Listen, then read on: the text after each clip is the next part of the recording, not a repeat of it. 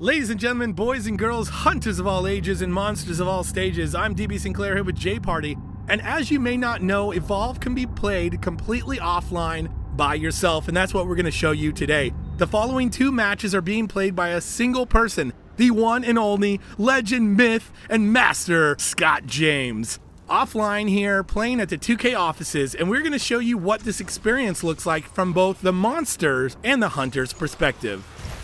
We are jumping into Defend. Defend is a mode that is part of the larger evacuation campaign. The entire evacuation campaign can be played entirely offline. That's what you're seeing today. Scott James is playing Defend as the monster completely by himself against the AI, playing offline, and he's chosen to play the newest monster, Wraith. As DB just mentioned, we are offline, but what's important about this is that you're able to keep any of the achievements you earn while playing offline and bring those to the online competition.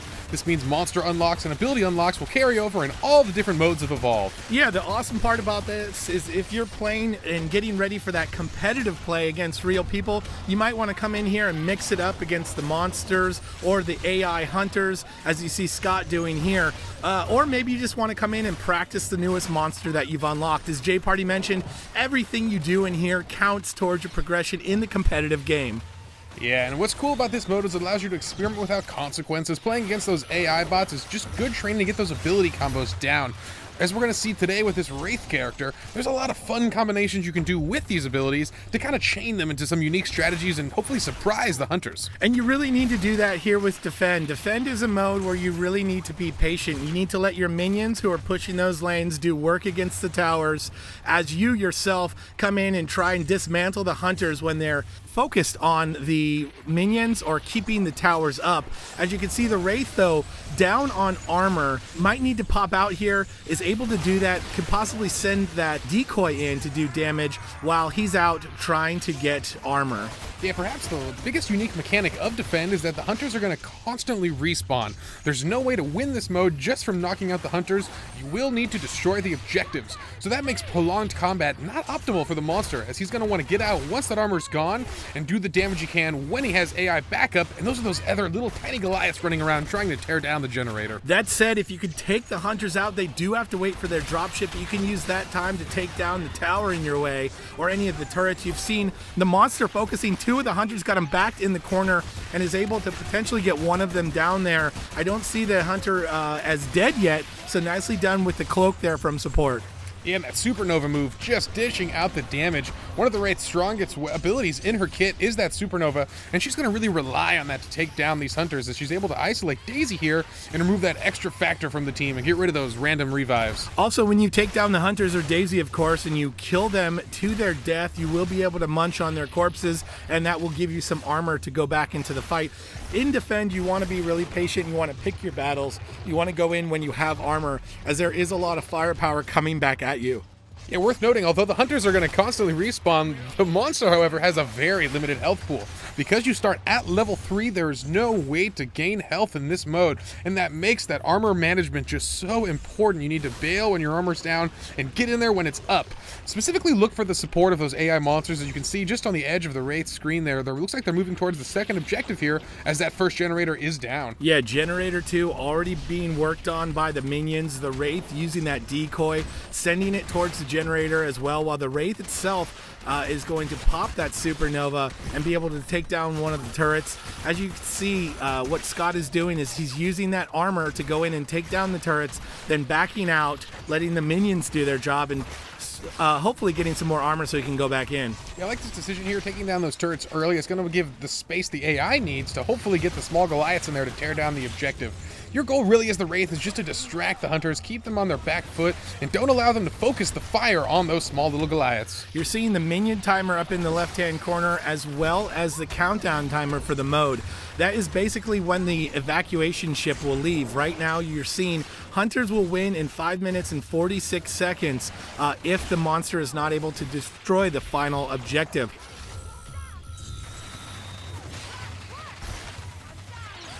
Popping the supernova there is the Wraith. The Wraith going in on Bucket. trying to do some damage on the hunter, unleashes the decoy there, and the hunter goes down. Yeah, you may be noticing the decoy actually is going to gain the current state of the Wraith, and that includes the supernova ability. So you want to use that supernova ability first, and then unleash that decoy, and it's going to do a tremendous amount of damage as he goes for that abduct there, but misses the hunters. Yeah, the Wraith misses the abduction, but goes in for the supernova. Is going to try and do some damage and push the hunters off of the generator, because we know that the minions were back there doing work. The monster knows that as well.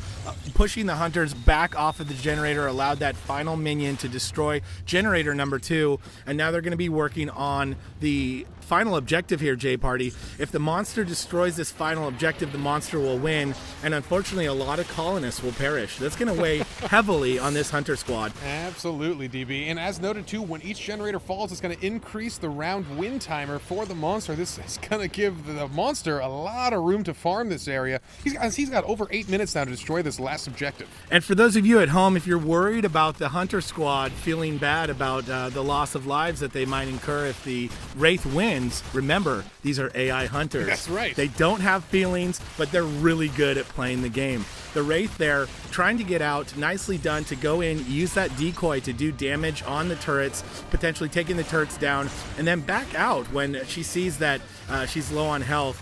She's going to pick up some armor and take the fight back to the hunters. Yeah, doing a good job here. Got rid of one of the hunters here, but trying to focus down the trapper can be dangerous. If the rest of the squad realizes what's happening, they're going to be able to really focus fire the Wraith and get some real good damage in with no armor. So nicely done by the play of Scott James there. So what he did was he went in with the Wraith, used the decoy to take down that first turret, and then as soon as the hunters came in to try and get the minions off of the final objective, he went back, he took care of the hunters, and then went back in and took the turret out, the second turret that was taking out his minion friend, allowing the minion to do as much damage as possible while on that final objective. You're seeing, though, the monster at very low health. I'm surprised he goes back in here just trying to mess up those hunters as much as possible and maybe have less hunters to deal with while pushing that final objective. And that's such a good thing to practice here in the offline mode too. Test your limits, see how far you can really push it. You'd be surprised how much a monster can get done with very little health here. The hunters are just so about the momentum, relying on keeping them on their back foot is such a strength here. The Wraith knows that one of the hunters is down, and although the respawn timer is short in this mode, it is still existent, and that's going to give him the space he needs to hopefully destabilize the rest of the team and get an easy win with those AI monsters just tearing down the final objective. Just under 7 minutes is plenty of time to come back here, feed, gain that armor up as you see the monster doing.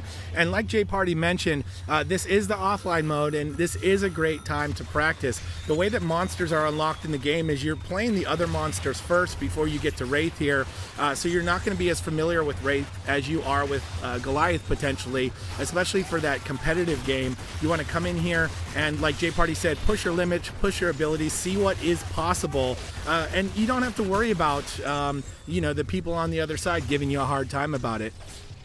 Yeah, absolutely. And some of the cool strategies you see the Wraith using that decoy to send out, get the hunters distracted, and then go for the sneak bounce on some unsuspecting prey there. And look at that attack, so perfect. Such a strong combo. Unfortunately, the AI is quick to respond and is going to shoot him right off their ally. He does shoot him off, but he gets that poke there with his little blade into the face of Hyde. Hyde goes down. He's going to eat Hyde. He's going to gain armor right from the hunter there. That's another reason why in this mode you might want to take down a couple hunters while you're fighting near the objective. You won't have to go so far back into the forest or jungle area to get your farm on and get your armor up. Yeah, with health this low, every bite matters. He needs as much armor as he can possibly sustain, and the wildlife population has been quite diminished so far as he's been feeding vigorously around this final objective. So they're out of assault, so no damage here, or at least diminished damage, and out the medic, so the heals aren't going to come as fast as they want. Actually, it looks like assault is finally back in. As you mentioned before, J Party, there is a shorter dropship time than in the normal modes like hunt or nest or rescue. Yeah, and this objective getting real close, but the Wraith just as close. One mistake here, he could take a large hit to the face and end this round, but the AI still doing work on that final objective, and this could be a win for the Wraith.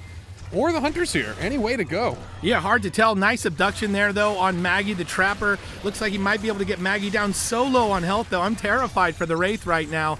She needs to get out of there. Scott James is a smart monster player, though. He knows when he's reached his limits. Not so much when he plays the Hunter, though, Jay Parties. We've seen him been picked off. But as the monster player, nicely done. Uses that decoy to not be focused. Such a low sliver of health. Let's see what he can do here. As the minions working on the objective, doing a lot of work for him.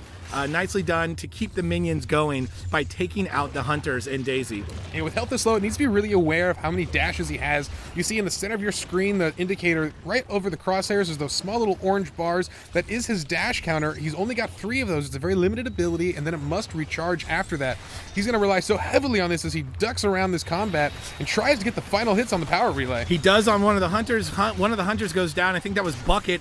2 of the minions are still up. One of the minions is very low on health, but he already took out the turrets, so no turrets doing damage there. The minions continue to do work on the final objective as he's just keeping the hunters busy at this point. Yeah, trying to focus the medic there and also relying on taking out the support class. Wants to get rid of the utility on the team, and that's going to allow him to clean up the rest of the hunters with no real trouble, as this power relay is still clinging to life. Yeah, doing a great job there. Finally does that supernova, goes in on the medic, gets the medic down. The hunters right now struggling to try and get him down and out, but just hanging on for dear life with the rest of this little sliver of health. He's just going to go in on the back of the power relay now while the hunters are on the other side dealing with that final minion. And going into supernova again, that should be able to do the damage that he needs to win, and sure enough it is, Jay Party. Ladies and gentlemen, that is solo evacuation defend mode there, shown by the master of the monsters, as I like to call him, Scott James. Well done there. And now we're going to see the opposite, Jay Party. I'm pretty excited for that. We're going to switch over to a match of defend from the hunter's perspective. And the beauty of this is when he was playing the monster, he is stuck with that monster playing against the AI there, but now he's actually going to be able to hot swap between these hunters and play whoever he wants. Yeah, this is one of the coolest modes to play, and actually one of the most impressive modes to watch. You see a really good player is going to bounce between all 4 classes, use those long cooldown and key abilities to keep each other alive while they focus on the main character that they'd like to control, which in a lot of cases, you know, it becomes very situational and you can't have a standard. Yeah, very situational, even from the beginning here. As you see, he starts with Markov, he lays the mines down. Then he switches to Maggie and he puts down the harpoon traps. And then finally here on Bucket, and he's putting those sentry guns down. He knows exactly how to lock down this area, or at least how he wants to, and he's doing that really well. Oh, nice move to put a little sentry gun on top of the rocks there. It's going to be hard for the monster to focus. And now it's up to him who he wants to switch between as it becomes even more situational based on how this fight goes. Yeah, trying to deal with those small little AI minions first, but then he notices Val is getting caught by the monster, and that's a rough thing. He can't switch in time. Val goes down here. We'll see if he tries to help Val up, but you probably don't want to play as one of the down hunters. Yeah, definitely not. He does switch indeed to Bucket. He's able to use that cloak to bring Val right back up. So nice move there by the support character. And what we're seeing here, Jay Party, is going to be Scott really controlling the game to how he wants to play it, being able to switch. This is also a great way to check out the hunters you want to play, because you'll also be able to, once you have them unlocked, be able to switch between the hunters you want to see and put together your ideal lineup of hunters in this scenario, be able to practice them all, see what works best, and then go back and take this out to the real world. Yeah, that's absolutely my favorite aspect of it, is just testing some of the weirder combinations of hunters, as we never really know what are the strong combinations, and that's on purpose here. We want the experimentation, we want the practice, mix and matching all the different groups together, and finding out what works for you and your playstyle. Yeah, it's pretty cool too with this defend mode. Defend is, as we mentioned before, part of the larger mode evacuation campaign, or the final day of evacuation is this defend mode. It's basically defending this final power source from the monster and his minions, as you're seeing those minions come in now. And he's right back to the game plan that he's sticking to, Jay Party, and that's putting out the traps, putting down the mines and the sentry guns, and just waiting for those minions to come in and then trying to take them down as fast as possible. Yeah, relying on a lot of this AoE, I can see why he likes Bucket. Those rocket launchers are going to allow him to do damage to both of those tiny little Goliaths at the same time.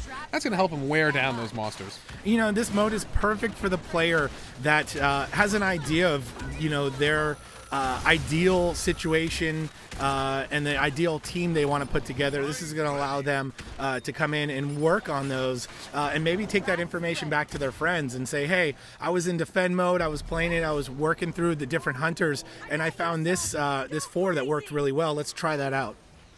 Yeah, absolutely here, DB. It's interesting playing on the medic a lot here. Wants to just give vision to himself there, so when he switches between characters, he's not going to be confused. He's going to know exactly where the monster is at here. And look at that. For this fight, he's chosen to play as the medic because he knows he's been a real target by the monster. Wants to just keep Val alive and in this fight, as she's just so important for this team to keep everyone standing. Also, beyond visibility there, she is going to be able to slow down the monsters and the minions with that trank gun. Doing a nice job of that there. The longer you can slow down any of those 3 enemies, the more damage you can do to the rest. As he's switching now to Assault, trying to lay down some mines, and not good enough at the last second there to keep the monster off of that first objective. They're on to Generator 2. That said, though, J-Party, they have done some forward progress on the monster's health bar. Yeah, absolutely. That becomes the long-term progress for the hunters, is just tearing down the health bar. As I mentioned earlier, there is no way to regenerate health on this mode as a monster as you start the game at stage 3. It forces you to rely on that armor and makes it oh so important to play defensively and leave when the time is not right. One thing that we mentioned before, but I'll say it again, is that even if you're in here just practicing and working on maybe a new hunter that you haven't played before, all of this progress and experience that you're gaining here is going to go towards your progression and carry over to the competitive game. So it's pretty cool to be able to come in here and test out some new strategies, test out some new team comps, and test out maybe some new modes that you're not familiar with if you've just been playing Hunt, for example, and then take that to the real world, J-Party, and show them what it's all about. Yeah, each mode requires such a unique strategy and a different take on what you're going to do each time, and that's what's so fun here, is he's going to try some strange things here. And I like what Scott James chose on this one. Went with a really defensive team, a lot of mines to be placed by each member, and that's what allows him to just maximize the utility of each hunter here. And uh-oh, the Wraith coming back in, trying to get some damage, but the Wraith with such a low armor pool needs to be very careful. Yeah, the Wraith too, also very susceptible to this trap team, J-Party. The traps laying around are good to catch both the Wraith and the decoy there. And this team doing a lot of damage when Markov can get those mines down. Unlike the, nice abduction there on the medic. Really nicely done to separate the medic there. So even the AI monster showing a trick or two here. Yeah, absolutely, going for the body there, not the player reviving it. Unfortunately, Val does get back into this fight, and with everyone almost standing here, the monster might need to retreat here as that armor once again getting just so low. Yeah, so what we're seeing here, J-Party, with those mines is that the other monsters, Kraken and Goliath, both have some pretty good counters towards their mines. It's a little bit harder with the Wraiths, so I believe that's why Scott went with Markov here. He can lay those mines down. One of the ways that the Wraith is going to have to combat those mines is by potentially focusing that decoy on a hunter that's on the other side of the mine, having that decoy go through the mine. As you see him switch to Val here, he's trying to regroup and trying to get the hunters back to this generator here and hopefully keep it away from the monsters as you see the minions coming in. Yeah, and getting comfortable with those abilities is something that does require practice. Once again, perfectly utilized here in the offline mode. Testing some of the weirder mistakes where it just kind of looks embarrassing, where you mess it up the first few times, but you practice it offline, you master those strategies, and then bring them to the face of the internet and just smash folks online. Yeah, sentry guns also really good against the Wraith. You can lay those out when the Wraith comes in. Even if the Wraith is using that supernova to do lots of damage onto the hunters, it's going to take damage itself with all these traps laid around. There's no way to escape them all. And then again, he's going to switch to Bucket and he's going to put down those sentry guns. He's really just going through the cycle of hunter players there to lay down the best defenses possibly, and then playing the player that he wants to use in the moment. You would notice as a lot of his strategy here is just maximizing the use of those traps, those mines, just making sure they're down, and then giving the rest of his team vision. I love what he's doing. He bounces between Bucket and as well as Val, and wants to focus on tracking the monster down, so no surprises here. And I like it. Using the UAV here, and look at that. Gets a spot already. He's going to be able to track this Wraith, and that's going to let the rest of the team know exactly where she's lurking. He also saw the minions in the UAV there too, so he knows that they're coming in, and he knows exactly where they are. As the monster is tracked there, he's going to switch to Val, and he's going to get that trank gun in and slow down the monster. This is going to buy the hunter team some time. As you can see, the timer down to 2 minutes and 26 seconds. This is a hunter win if they are able to hold the monster and the minions off for that time. But as we mentioned in the other video, 4 minutes will be added to the timer if the monster can get through.